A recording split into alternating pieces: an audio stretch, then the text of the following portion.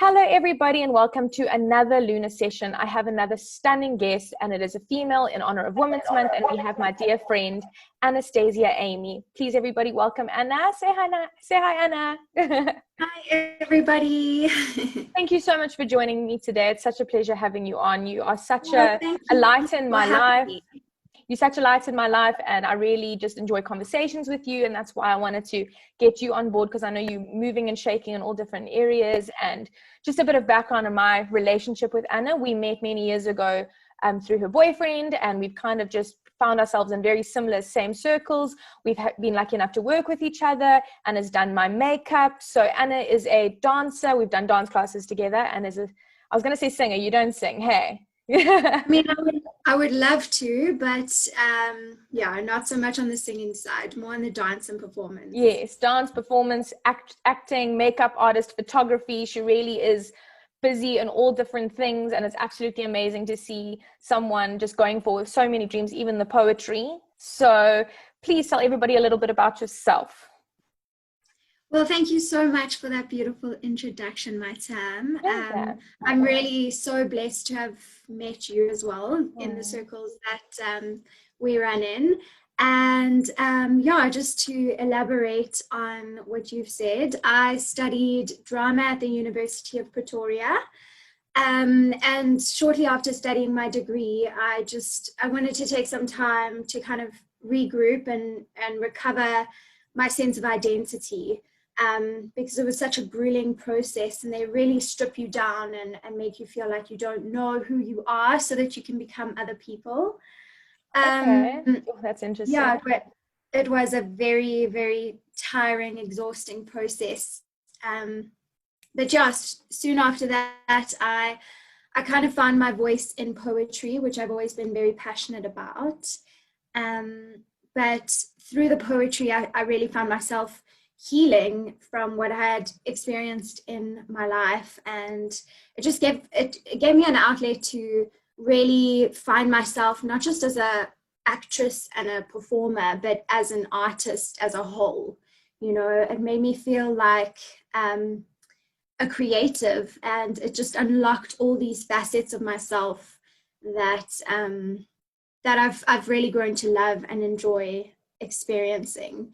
And shortly after that, I started performing spoken word with a company called Writer's Block International, which has just been an incredible experience, just in terms of my confidence and being able to speak to other people and just getting behind a microphone and sharing absolutely everything that's deep in my heart and soul, and not apologizing for it, and just being brave in my honesty.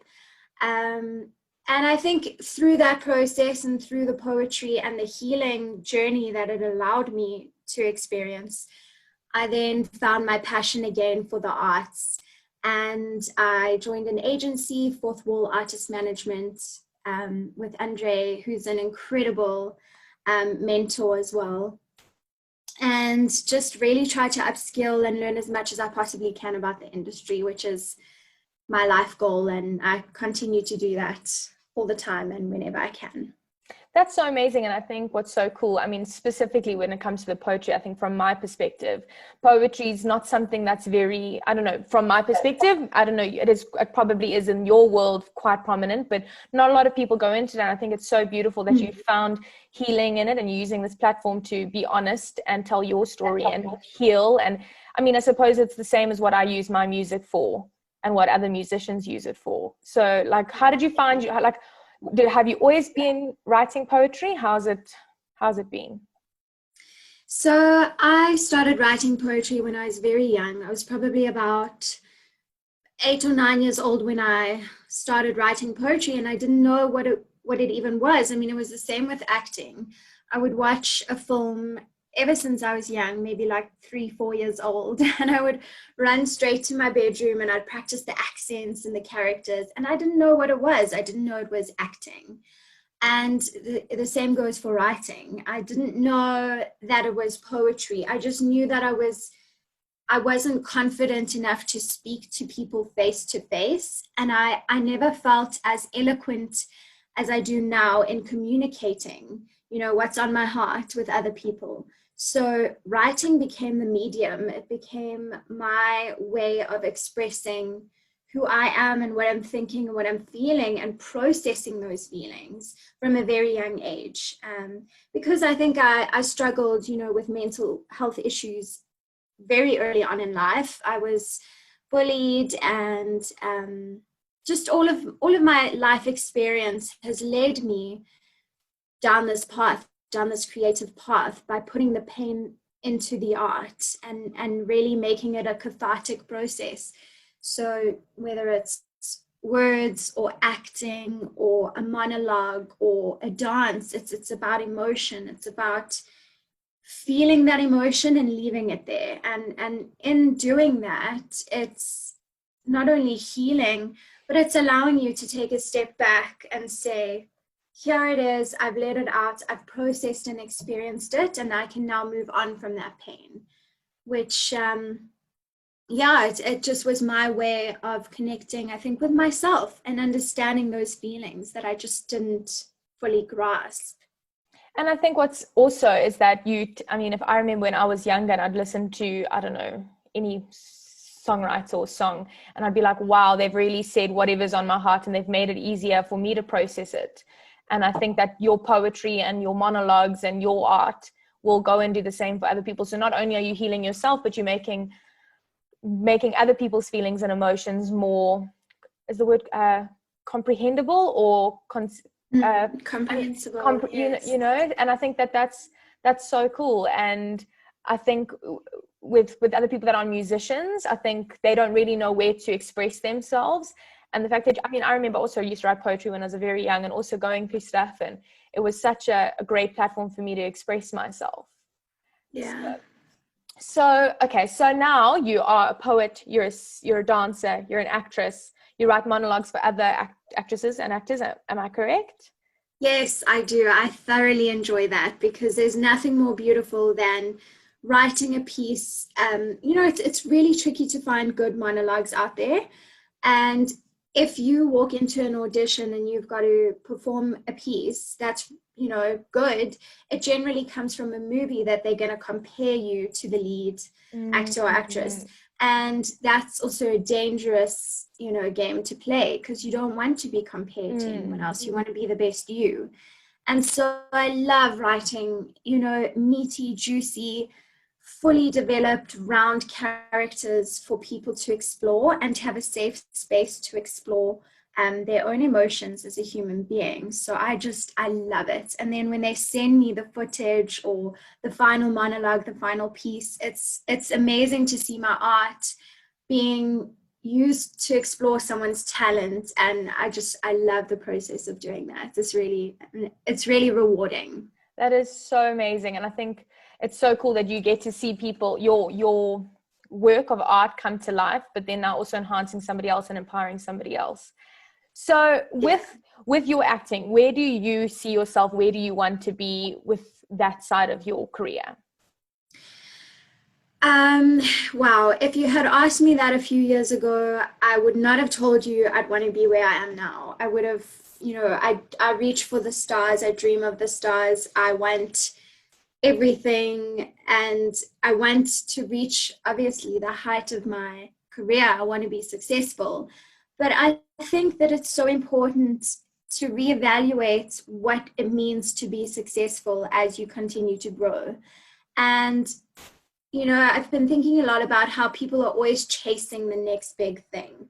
People, they achieve something, okay, cool, tick it off the list. Now I've got to achieve this. Or, I'm so stressed, I can't wait for this holiday so that I can relax.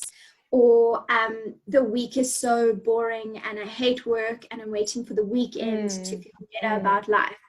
And I don't want to live my life like that. I want to be happy right here, right now, with who I am, where I am, no matter the success. And I've always said my priority in life is happiness over success. So I would much rather be a fully functioning, happy, mentally healthy, emotionally stable human being with good relationships with other people than have a whole bunch of success in my life.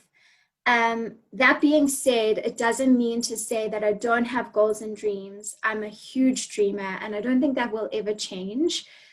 But I think that it's important to constantly readjust that mentality and say, you know what, I'm proud of what I've done so far. Hopefully I can achieve more in the future, but for now it's good enough and I'm happy with where I'm at. And I think that's like what was that saying? I think it's like when the teacher asks you what you want to be when you grow up, and then the child turns around and says, I want to be happy. And the teacher says, you don't understand the assignment. And the kid goes, you don't understand life. And I'm such a firm believer in, being happy and making sure that you're fulfilled. So, and that's why I think it's about finding that balance between what you think success is and your dreams and what's going to make you happy. And I think success is waking up every day and doing what you love and being happy and having, as you say, healthy relationships. And I think we're in a time where it's really difficult because we're sitting on Instagram and we're going, oh, they're doing this, they're doing that, and they're so successful. And we think that we're not achieving success or the right amount of success. And I think it just blurs everything. So I love your outlook on it, that it's, okay, I still have goals. I'm still a dream. I'm still ambitious, but I'm not going to keep chasing the next thing. I'm going to try to be present, which I know I struggle with that. I know I struggle with being present and enjoying this moment for what it is. And as you say, being proud of myself for where I am right now. And I think that's normal, that's human, and that's human nature. And the reason I say that I'm striving towards that is because I struggle with the exact same thing. And just in coming back to the whole sharing, I always say that I write to heal and I share so that others may do the same. And I think that that's what all of our journeys are. And I think that that's why all of our stories as human beings, and that connects as well with acting and with storytelling, is that we're not alone in anything. And I'm experiencing something that someone else is for sure experiencing at the exact same time. And we're all a lot more connected, and our lives and our experiences are a lot more connected than we realize. So it's important to understand ourselves and our own emotions so that we can understand other people. And and that's how ultimately you stay present, is by understanding what you're feeling and not comparing. And it's hard. And like you say, social media can be a very, very negative part of our modern day society. I mean, I think of it like we live in a filtered reality and an airbrushed society where highlight reeling is literally the norm. And it's not to say that I judge anyone for filtering or airbrushing or highlight reeling. It's just to say that, it's good to be vulnerable and authentic and just, show people what's really happening in your life so that we don't feel alone. And I think that's probably why I actually started this, is because I wanted a lot of the people that I believe are successful or come across with their lives together. I'm not saying that I want to show people the bad side, just to show that the people are human. I know I meet so many people in the industry, and I meet so many people and you're like, wow, they're a human being. And I think that's what I wanted for this platform, is to have people on and go, listen, I believe it's the time to be vulnerable. I think that there's something in the air that people are dying for authenticity, and they're dying for vulnerability, and not just a buzzword for advertising, if that makes sense. When people say, I'll be authentic. But I think I really wanted to be a platform where we can have people like yourself going, this is what I've battled with, this is how I've overcome it, I'm a human being, but look how much I've achieved, and look how happy I am, and look at is possible. And I'm so grateful that you, not only in this podcast, are willing to be vulnerable and share your emotional secrets, if we can call it, but also in your art form. I think it's so important. Absolutely. And I love that you started it for that reason. And I think it's true. I mean, I think especially amongst people, the target market of people that you're sort of interviewing, we all have a sort of creative background. And I think it's especially true of creatives, that we feel everything very deeply and that we struggle with a lot. But I think that that's why we're artists, because we connect to all the things that make art work. That's so And true. essentially, art is life. And that's why if you experience life and you understand life, you're going to create better art. So, and Completely. heal through doing it. So, Exactly. And I think also, based on what you're saying now, is you talk about how you're following what makes you happy and having good relationships, but also what I admire so much is you following your passion, which a lot of people don't do. A lot of people go for the success route, and that being whatever, maybe it's being a doctor or being in finance or whatever. And if they do go into that and they're passionate about that, then by all means, but I believe that life is about following your passions. And I think that if you follow your passion, you will be successful. But I don't know, that's my absolutely. perception. And I mean, it's served me and it's serving you and it's serving actually everybody I've had on this podcast so far. They're all going with that gut instinct.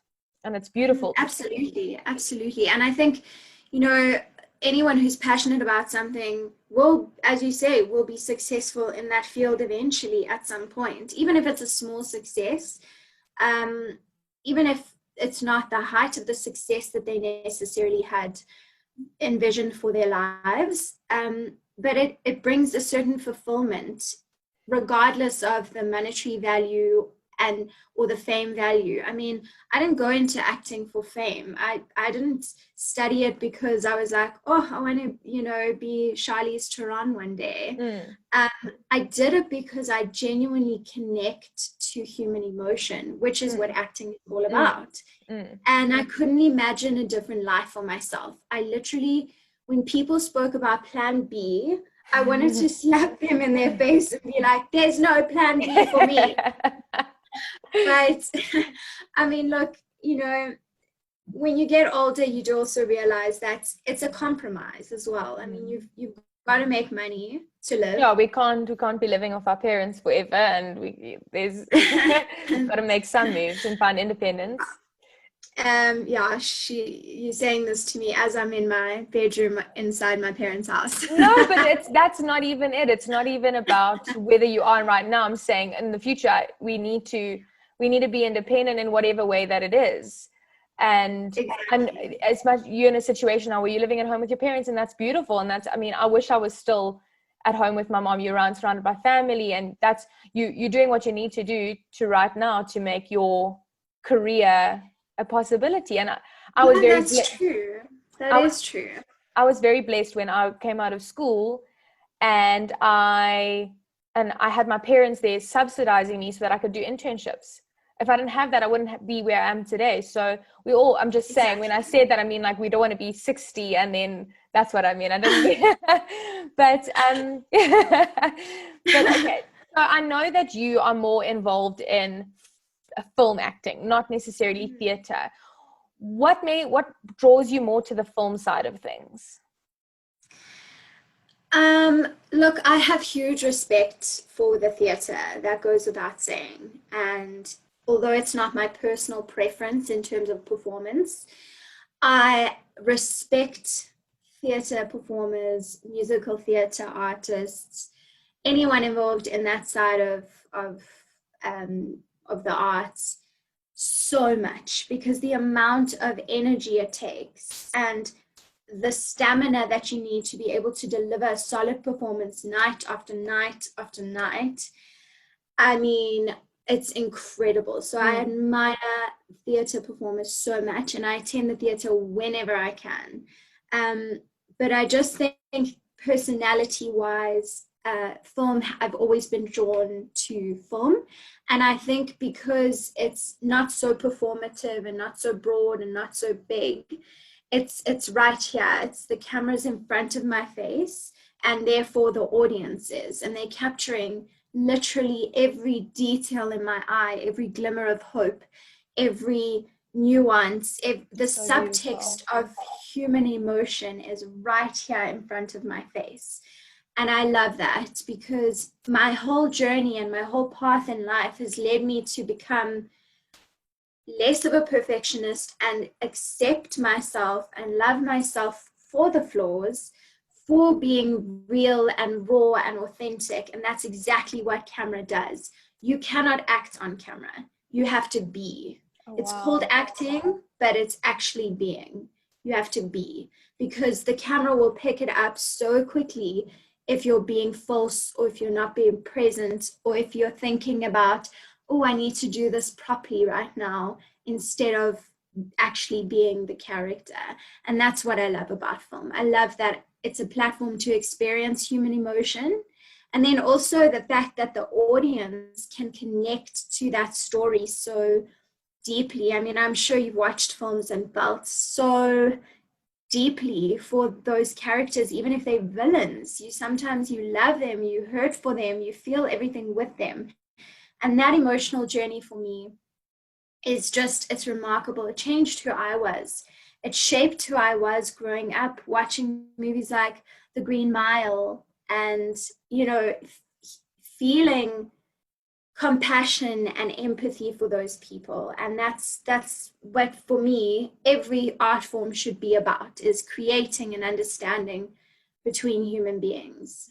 It's quite interesting that you say that, because I was actually watching a show earlier, I think it was yesterday, and it was a moment where the guy got some bad news, and then she kind of ran off, and she didn't even pick up his emotion that he was feeling, but the audience did, through music, through his expressions. And it's crazy how film creates this empathy in the audience. And I was thinking, I was like, wow, these are the things you actually take for granted when you watch a show. You don't think of the angles, you don't think of the expression on his face, you don't think of him being in that moment, feeling those things and taking him to another place so that he can express what needs to be expressed. It's amazing how emotions can actually be created. I mean, it's not actually happening, it's acting, but you feel everything. I mean, whenever I watch any show, I become the character. I am and I feel all of those emotions, and it's incredible. It's incredible. You are transported into that person's shoes, and it's the cheesiest expression there ever was, to think from the person's shoes, but it's the most truthful one. That's how we should, as human beings, behave around other people. Think about it from their perspective. There's a reason they are the way that they are. And you're right, there's so many subtle things that happen in a film where you don't even pay attention. And obviously studying drama, you become a lot more aware of those things. But especially cinematography and music, it's very powerful. They're powerful tools to manipulate human emotion. And hopefully the right people are put in charge of manipulating those emotions so that they can create good ones. And I think that's also what's really cool at the moment. If I think of the types of shows that are on the show on TV at the moment, we have shows that are speaking up on issues in an entertainment way, in the form of entertainment, but that makes you think. Like, a lot of shows are a lot more liberal, I would say, and they have you thinking. They make you think of all the injustices. They make you think of everything that we should be thinking about. And I mean, even if you look at The Morning Show, is it The Morning Show with Jennifer Aniston and Reese Witherspoon? I haven't watched it, but I need to. Yes. So I haven't watched it in a very long time. It was quite a while, but I remember thinking, wow, they're really highlighting so many different things that we need to be thinking about, but in a way of entertainment, which I think is so beautiful. I mean, even I'm trying to think, what show was it? Oh, now I can't remember, but I think it's so cool that now TV is doing that, and as you say, manipulate human emotion that makes you empathize. And I think it must be really, really cool for yourself when you performing in something, to be able to help people see things from a different perspective and bring people into the world of whoever the character is. It must be such an incredible experience. It really is. It's an amazing platform to take something negative and turn it into something positive. I'm so passionate about it. It's my whole heart and soul. And I really hope that in the future I can delve more deeply into characters and be able to showcase that on a bigger scale. So if you could play any character right now, I know this is probably a very difficult question for me to ask, and I have not prepared you for it, but if you could play any character, who would you play and why?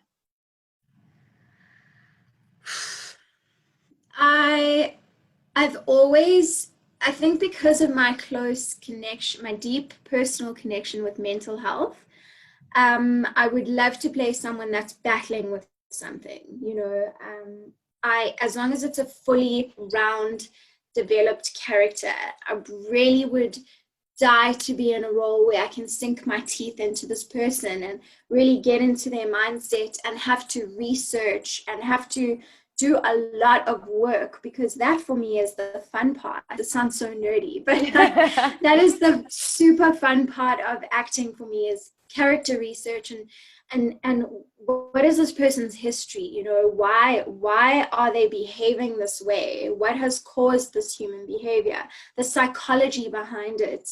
I'm fascinated with human everything, like the way we respond to things, why we are the way we are, what is our frame of reference, what traumas and evils have been done to us to make us flawed and evil in our own right. So I would love to play a character that just has been through something really traumatic so that I can connect to them in that way, and then hopefully just reduce the stigma around mental health, and show them as a human being, because there's so many more humans that go through stuff than we give credit for. And we're all very complex, and there's so much, as you say, frame of reference. There's so much that make us who we are, and if we can understand people a bit better, we would actually, I think, be a lot more of a peaceful world. Absolutely. People come from, and there's a book I read called What a Time to Be Alone, and she talks about how nothing is ever personal. People are coming from their own demons and their own traumas, and it's so important for us to consider that when we see people act in a certain way. It's so important to, if somebody does you wrong, go, okay, but what's happening? What's happened? What has happened to them to bring us here? And what I think also is so cool, I'm so glad we actually having this podcast even more for this reason. When you look at an actress, you think, oh, okay, Charlize Theron, she's so talented, she gets up there and becomes the character, and you don't think of all the development that happens before that. You don't think of the research that, and I think it takes a lot of passion to be able to do that. I mean, if someone said go in a movie now, oh, it sounds fun, but I don't think I have the patience for myself to, as much as I love people and I'm all about the psychology of people, but to go and like develop a personality within yourself that is another character and learn about them, and it's so cool that's the exciting part for you. It's super exciting to me, but you're right, it takes a lot of thinking and a lot of hard work. I mean, there's so much that goes into a human being. I mean, if we cannot understand ourselves yet, which I'll never fully understand myself, I'm always on a journey to learn more, but imagine then being a whole other human being. I mean, mannerisms, expressions, facial expressions. And so that's why acting really does you have to, pull on who you are as a person, and then add those reactions and that person's experiences and their lived experiences on top of your own, so that you're not building from scratch, but you've still got to show them as them. I mean, perfect example was Charlize Theron in Monster. I mean, the most incredible transformation that she, had to undergo for that, not just physically, but if you watch the interviews of the real person behind that character versus the character and her playing it, they are so similar because she did that research. It's incredible. Amazing. But even in Bohemian Rhapsody, and how he did the perfect replication of Freddie Mercury. It was amazing from how he performed. I watched a movie the other day, I can't remember the name, but it was based on the story of the little girl who played in The Wizard of Oz. Maybe you know what I'm talking about. Anyways, basically when she was little, she was abused by her production team or whatever, and she was told never to, she couldn't eat, she couldn't sleep, she was on Adderall, she was just completely controlled, and how she's grown up to be just this mess of a human, and to put it simply. And it's played by Renee Zellweger. You don't understand how incredible the acting was, because just she makes you so uncomfortable, because obviously this person is broken, she's broken, and you sit in the movie the whole time with this like uncomfortability, because you just want her to like be okay and be put together and be fixed, and she's not, and she ended up not getting fixed. And it's amazing how somebody else can tell that story. It's absolutely incredible. This, humans are incredible. To see that. It's beautiful.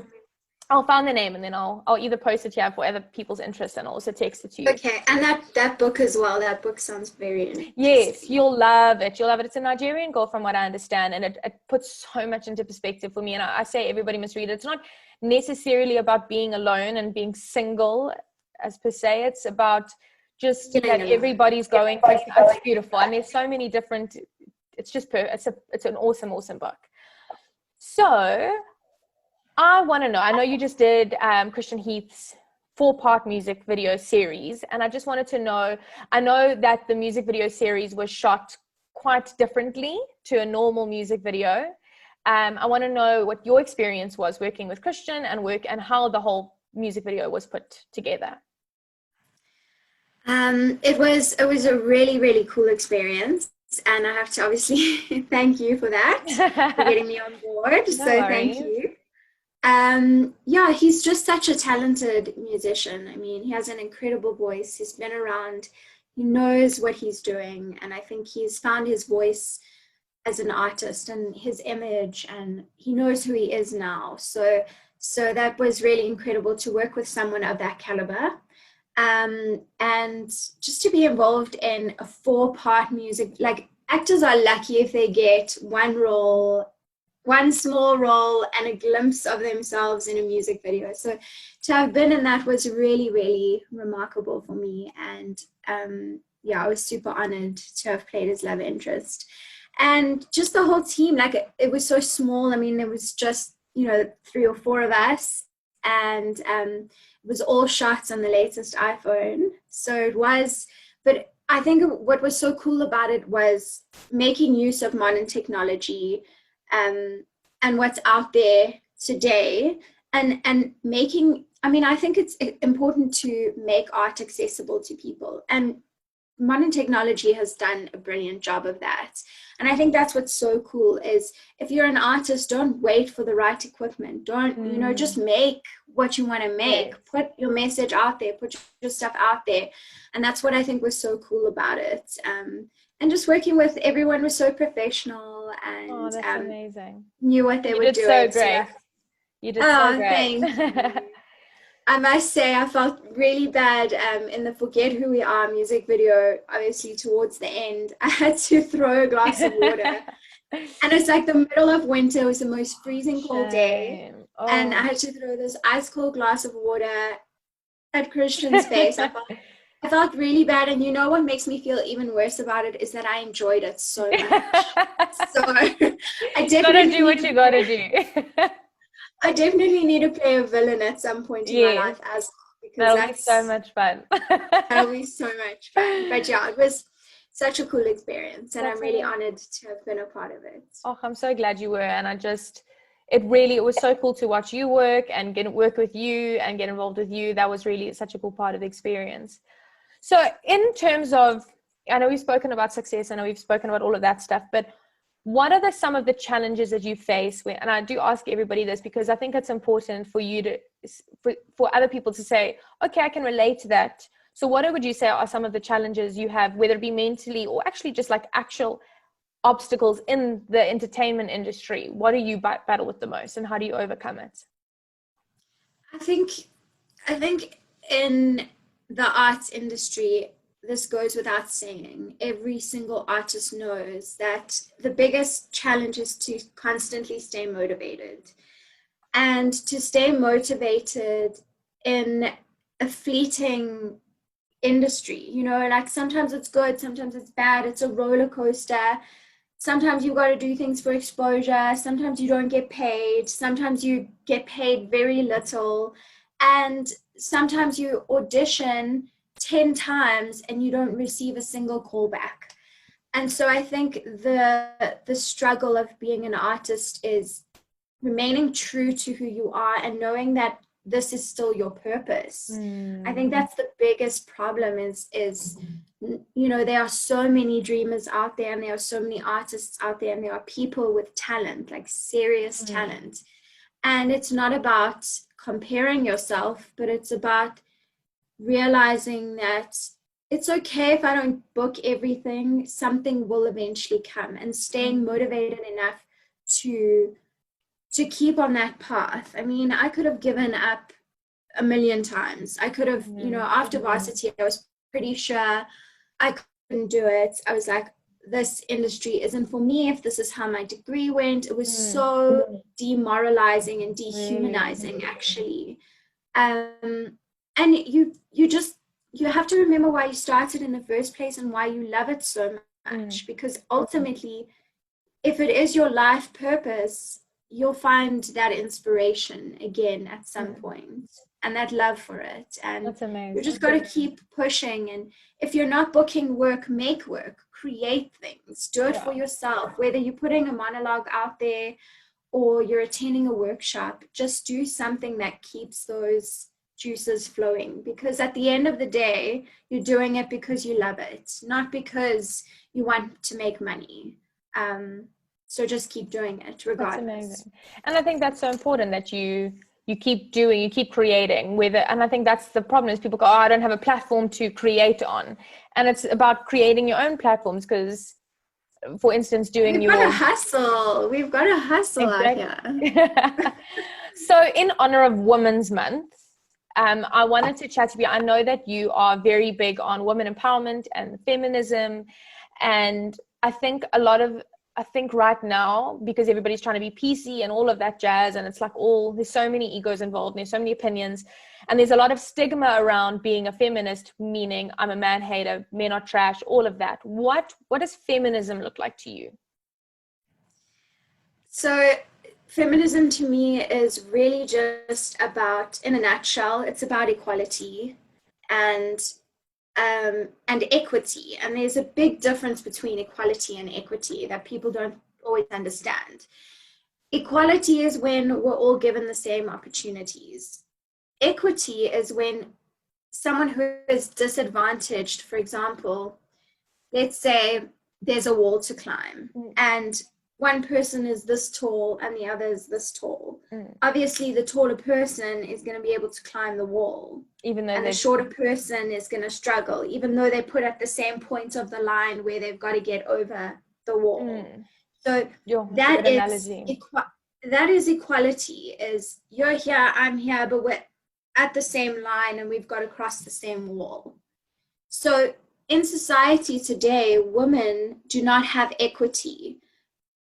Perhaps we have equality in some senses. We're still not fully there yet, but we don't have equity. We're not given a platform to say, like, give me a chair to stand on so that I'm actually at the level that you're at.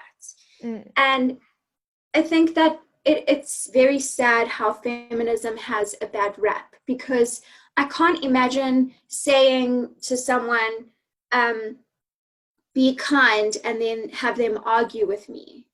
Like, why would you argue against kindness? And really, feminism is about being kind. It's about being kind to women. It's about being fair and just and loving and giving women, for women. So if I say to you, be kind, and you have an argument towards that kindness, it's because of your own insecurity and your own traumas and your own evils that you cannot overcome. So you've got to put me down and say, no, being kind is wrong. Being kind is overrated, And that analogy for me, because if we're talking about being equal, we're talking about being kind, being good to women as well, and not judging them. I mean, gosh, this is a loaded topic. Yeah, I think we need to have a whole podcast on this, and I will definitely, because I think it's such an important topic, and I love the way you explain that analogy, because I mean, even somebody like me who is about women empowerment and is a woman that's not scared to succeed and just be. Exactly. But I think that a lot of people don't understand, even sometimes go, okay, we have equal rights, we have this, but it's okay, but we still got so much to catch up on. We still got so much opportunity to catch up on. And I think that that's the problem, is that men are always just like, oh, this isn't a problem anymore. Why are you still on about this? It's the same with apartheid. Like, everyone's like, oh, apartheid's over, it's finished. It's not. The effects are still there. And as a woman as well, you know, like, unless you're a woman, you don't know. So unless you're a woman and you have my experiences, don't tell me how to feel about them. Because I am sexually harassed at least 2 or 3 times a week. Every single time I go out, I'm judged, I'm misjudged. I'm told that I'm not bright enough, or I can't be intelligent because I'm a woman. You know, I'm judged for how I look. I'm objectified. I'm looked at like I'm a piece of meat. I'm undressed with someone's eyes. And so you cannot tell me that I'm equal, because if you go to the shops as a man, you don't have to stress like I have to stress about being raped or catcalled or cornered. So we're not equal in society. I don't think we ever will be. And a huge problem is also that, you know, society is so patriarchal. Like, we are male-led. Government is full of men. Society is full of men. Business is full of men. And it's not man-hating. I'm not angry that a man is successful. I'm angry that a woman that can do the exact same thing is paid almost a third or a half of what he's being paid. Or not even awarded the same opportunity. I'm angry that I, in my own right, have been misjudged. I mean, often I get comments where I'm just like, whoa, where did that come from? Yeah, I've seen it. Literally, because I'm a woman. Like, if a man was in a restaurant taking a photo of his food, no one would say a single thing. But I'm a woman taking a photo of my food, and now all of us say, oh, you're one of those people. You're like, you know. So I don't know. It's a huge problem, and it's even more so a problem that men are not getting on board. If you're afraid of getting on board to feminism as a man, are you really a man? You're a child then, because, you know, like, what have you got to lose? You can only gain by bettering society. Everyone gains by being kind. And so for me, feminism is about being kind to women. I love that. And thank you so much for sharing that and building a perspective that is fair and that is conceivable. Is that the word, conceivable, when you understand? Because I think that there's a lot of anger, and there's a lot of hurt, and there's a lot of different ways of saying things. People don't really process their words, and then that's where all the anger and hate comes from. And thank you for being particular about your words, if that's the right, and having the right messaging that is easier for people to understand. You've even helped me understand it a bit more. And thank you also just for being a woman that empowers other women, because that is who you are. You're very kind. You are such a light, as I said in the beginning, to be around. You are all about everybody doing better. You are so kind. And I mean, you and I, I think over, like, I'd say probably the past year, we've developed a closer friendship, and I'm so grateful for it, because I've opened up to you on pretty much everything that I have. I mean, I'm a pretty open person. I am, and I'm not afraid to tell people. I also believe in honesty and authenticity, but you've made a space for me to say, this is what I'm dealing with, this is what I've had, but you've never bashed me. You've never gone, you've always empowered other people around you. So thank you for doing your part in empowering women, even if it's not on a big social media platform yet. I do believe that, and I know you do it on your social media platform, but I'm saying I do believe you have so much to say. And I think that you're a valuable voice. And I really think that you should keep pursuing that and keep using your platforms, whether it be small conversations between you and I, or actual conversations on your social media platforms, more podcasts like this. And I'd definitely love to have you on again to discuss and unpack the whole woman equality, equity topic, because I think it's an important conversation to have, and from your perspective, because I think you have a kind way of saying it that includes all parties. Thank you, Tam. Oh, thank you. Those words mean so much to me. Pleasure. My dog just came in. It's okay, love the dogs. Yeah, that means so much to me, and just to know that like even just one person feels open enough and feels comfortable enough to share, like that you feel comfortable around me to share your stories, that means the world to me, because that's ultimately like I know what it's like to feel alone, you know, like that book says. And I don't want other people to feel that way. Like I want people to know I'm always here if you want to chat about anything. Like I'm not, it's a safe space. I'm not going to judge you. I'm just gonna, I'm here to love. I'm here to vouch for that. And yeah, I hope that people can, if they can take anything away from this, that, you know, everyone's fighting a battle, and it goes a lot deeper than, you know, what they think. It's very complex, and humans are complex, and we need to treat one another with love and kindness, because there's already so much, you know, hate in the world. Why add to that? Thank you, and I'll definitely have you on soon, but thank you so much for joining me today and sharing your story and your wisdom and your love and your kindness. I can't tell you how much I appreciate it, and I really think that the people watching this will find the same value that I have coming from this conversation. So thank you. Thank you so much, Tam. Thank you so much for having me. I really appreciate it, and I always love and adore chatting to you. I mean, I know this is going to be for other people as well, but I think what works so well about this podcast and having you as the host, obviously, is your personality and your warmth and the way that people can open up to you, and the fact that it's a one-on-one conversation. I think it's done so well and so beautifully, and such an amazing platform to have these conversations that are so important and that connect us to each other. So thank you for the work that you're doing. Thank you.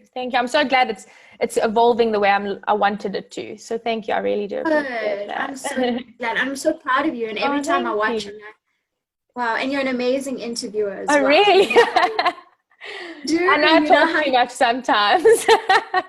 No, not at all. I know people that talk too much, and I promise you're not one of them. Oh, thank you. I appreciate that. That's awesome. Well, have a lovely evening, and I'll chat to you very, very soon. So thank you for sharing. It's my time. Yes. Thank you so much for having me, and all the best with your next one. Thank you. Thank you. I'll chat to you soon. Okay. Bye. Chat to you soon, Tam. Bye.